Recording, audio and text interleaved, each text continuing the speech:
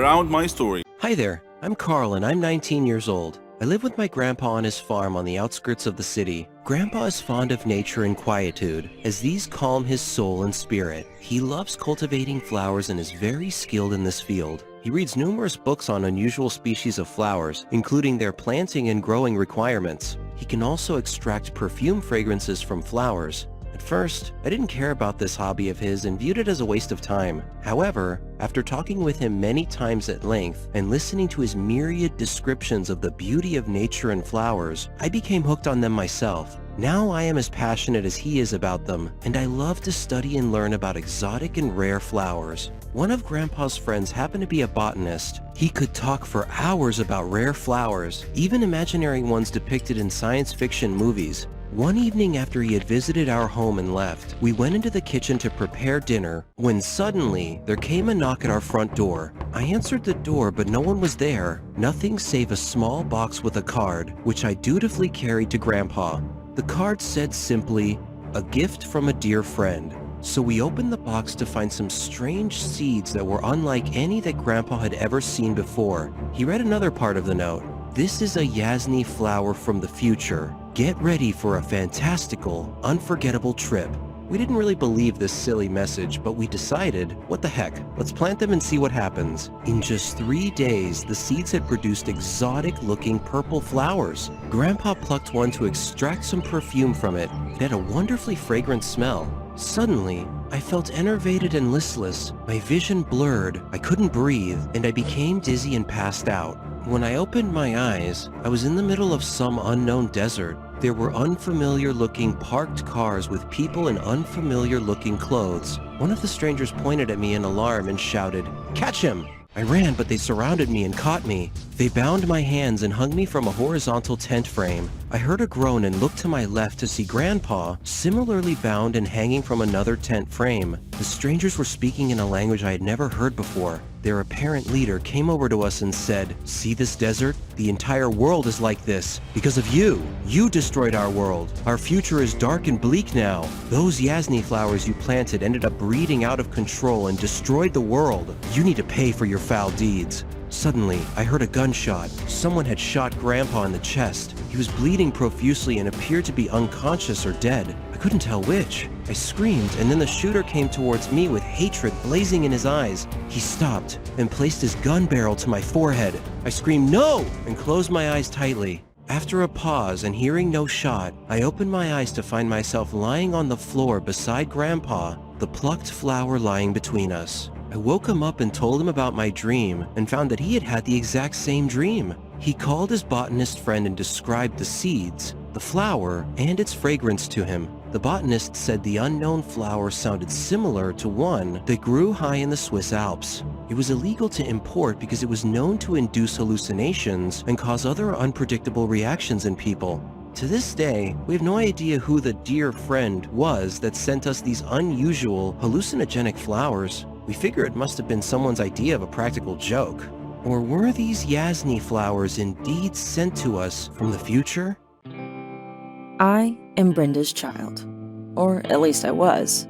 Because my grandmother had died and my mother at some point in her life felt that drugs would be beneficial to her, I was put into foster care at the age of 2 and adopted at the age of 7. I have no real memory of Brenda, just her name and the last time I saw her. I was 7, and I had gone to a foster care agency for a visit. She brought me some strawberry candy. I remember my adoptive mother telling me to say thank you, and I did. Then Brenda got up and told me she would see me again. I went back to the agency a month later for a visit, and she never showed up.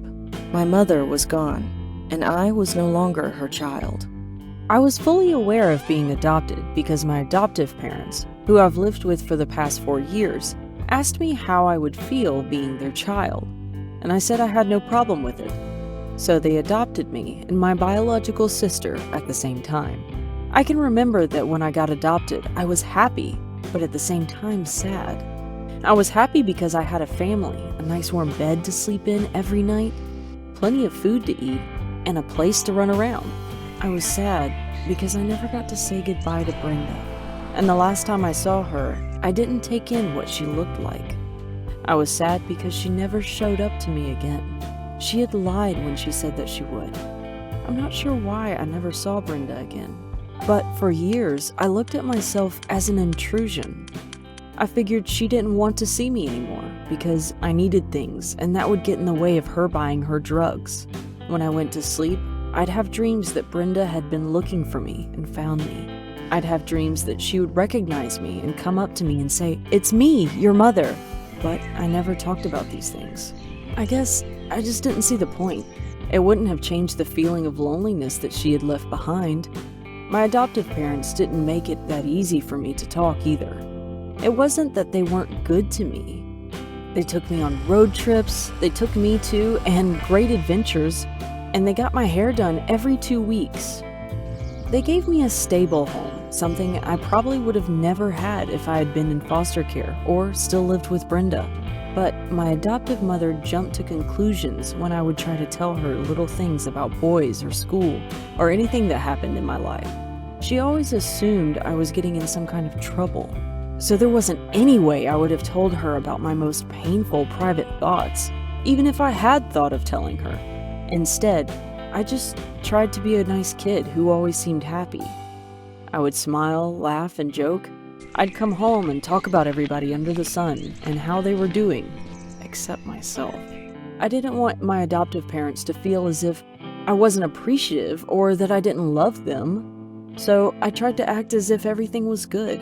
When you're adopted, you feel like your adoptive parents at one point or another are going to expect you to be grateful.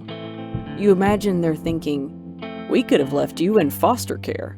And I was grateful, but there was still a part of me that was angry at having to be grateful for just being their child. There was a part of me that didn't trust their love. A part that said, "What makes you love me when my real mother didn't love me? What's so real about your love?" When I was angry, I expressed my pain by either writing or acting out, or sometimes both. At school, I had a quick temper. I got into physical fights and cursed people out. I ran away from home a lot, more times than I can count. My family couldn't understand why I acted the way I did, and neither could I. I just knew that I felt bad. If I was out in the street and the thought of her would enter my mind, I would turn my head and find something to distract me. If I was at home, I would get up and grab a book or watch television. But even while I blocked her out, the hurt continued, and my behavior got worse and worse. I spoke whatever was on my mind and cared very little about how people were feeling. My most common response to anything anybody said to me was whatever.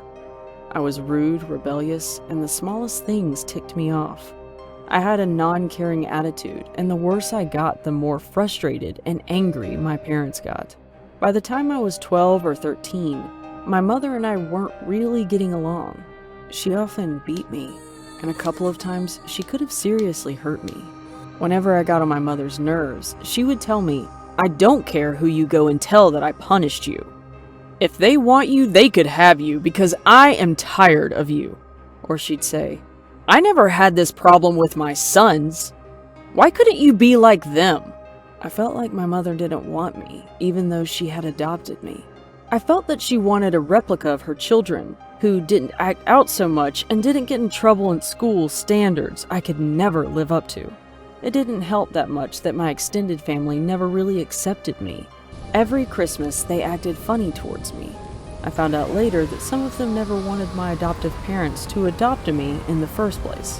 When things got really bad with my mom, I went to one of my aunts for help, and she threatened to call the police on me for running away. She didn't like me, and the truth is, she didn't like my mom either, and she just didn't want to be involved. I ran away for the last time when I was 14, even though my mother wanted me back. I felt she had put me through too much to return. I rejected the only family I had had for the last 10 years, a family I had come to feel didn't want me, but just put up with me, even though my mother wanted me back. I felt she had put me through too much to return. I'm 19 now, and I've been on my own for the last 5 years. I've lived with a friend, I've lived on the streets, and I've lived in a foster care home. I've grown a lot, but I haven't really come to terms with my feelings about being given up or about being adopted. I have friends and other people who support me now, so to a large extent the feelings of loneliness have disappeared, but my anger has not. Instead of blocking it out, I talked to my boyfriend about it and tried to make sense of it all. Maybe one day I will forgive and forget, but right now I feel like the only true family I will ever have is the one that I will one day start. I do have some contact with my adoptive mother. Sometimes I talk to her when I call my sister, who still lives with them. My mother wrote me a letter apologizing for the past, and she has even asked if she could come to my college graduation. I'm thinking about it, but I'm not sure I can forgive her yet for all the things she said and did to me that really hurt. I don't think I will ever forgive my extended adoptive family. They weren't there for me and my mother when we were having troubles. They didn't stick by me. They made me feel like they never wanted me. To this day, I carry around with me this feeling of not belonging, and this feeling of wanting to belong. When I was younger, I was able to block the memory of Brenda out of my mind, but now it's not so easy. I look into the mirror and I want to know who I look like. If the children I intend to have one day ask, "Mommy, what was she like, your real mother?" I want to be able to answer that, or I'd like my kids to be able to ask her for themselves. It seems like the chance of finding her are as slim as the skin peeled off an apple, so I gave up on that. I realize I may never find her. I'll have to accept that. Still, I want to find her, and the thought of her comes into my mind often. I am angry at her. I am angry because she lied to me, and I am angry because she left me. But I still believe that even if I found out that Brenda was not alive or even in jail, it would bring a sense of closure. It would fill up that empty space in my heart. Do you guys think I should keep looking for her? Or is it too late?